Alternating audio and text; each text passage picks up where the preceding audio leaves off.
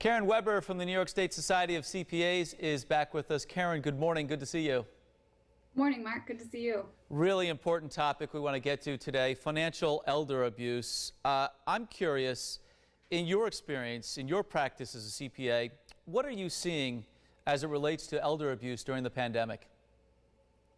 We continue to see a lot of abuse by family members, typically powers of attorney.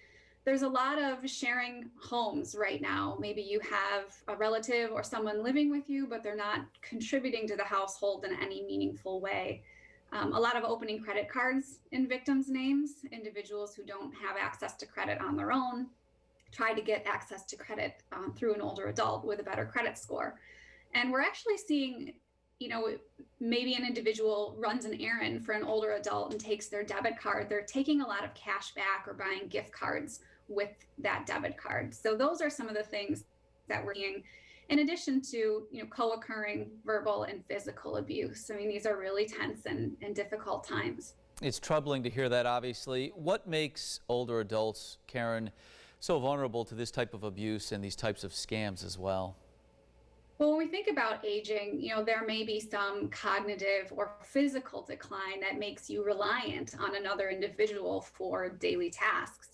We're seeing a lot of loneliness from isolation. The protective measures that were put in place, the pandemic made this increasingly a problem for older adults.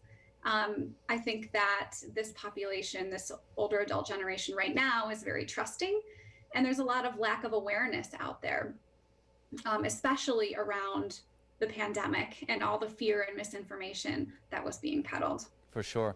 So here's the key question, obviously. What can we do to protect ourselves and our loved ones as it relates to this kind of elder abuse? Awareness is the best prevention, really. We have to start normalizing conversations around safety planning. If this happens, here's what you do. End of life decisions. Let's all get on the same page about what are the specifics about settling the estate. Who's the power of attorney? Is there a monitor? Who's the healthcare proxy? Are the wills up to date in accord with those wishes? And staying on top of emerging scams is huge. I know you guys at Channel 8 have done a great job covering new scams on the news. Know what they look like and how to report them to authorities. All really good advice. Karen, we'll leave it there. Thank you so much for your time. As always, we really appreciate it. You're welcome.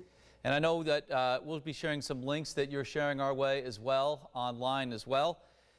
For more information, if you missed any of this conversation, go to rochesterfirst.com.